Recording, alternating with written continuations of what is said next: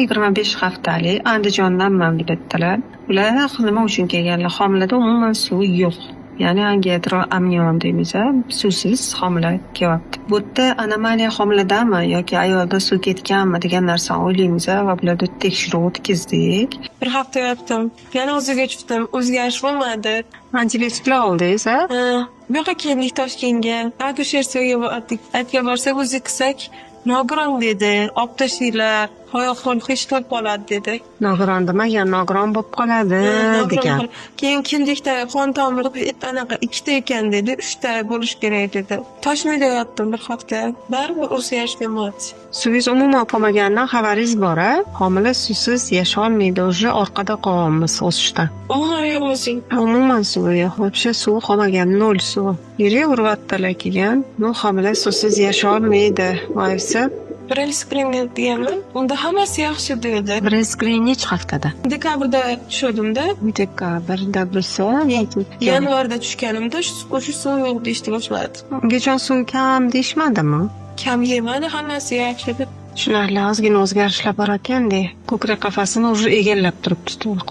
Ozgina problemalar bor aysi.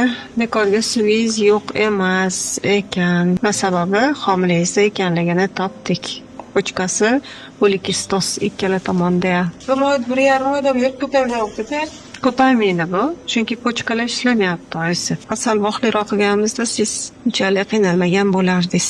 Aniqlanganda demoqchiman. Katta-da уже. Bola уже yig'ilib qolgan suv yo'li hisobiga suvingiz umuman qolmagan. Tekshiruv natijasiga qaraydigan bo'lsak, ularda homilani pochkalarida ikkala pochkasida kistalar aniqlandi. Multikistoz pochik deymiz. Podkobrazniy ekan, ya'ni taqasimon buyrak va bitta mayda kistalar. Shuni hisobiga buyraklarda ishlamayapti desak ham bo'ladi. Mochopuzar bor, bitta siydik qopimiz bor, lekin homilada siydik ajralish juda ham sekinlashib ketganligi sababli homilada umuman suv qolmagan. Bu holatni ko'rib, hozir homilador ayolimizga tushuntirib jo'natdik. Albatta o'zlarining vrachlari bilan gaplashadilar. Bunaqa ahvolda biza vaqtliroq ko'rishimiz kerak. Vaholanki bunaqa kistalarni biza уже 17-haftada qo'ysak bo'lardi.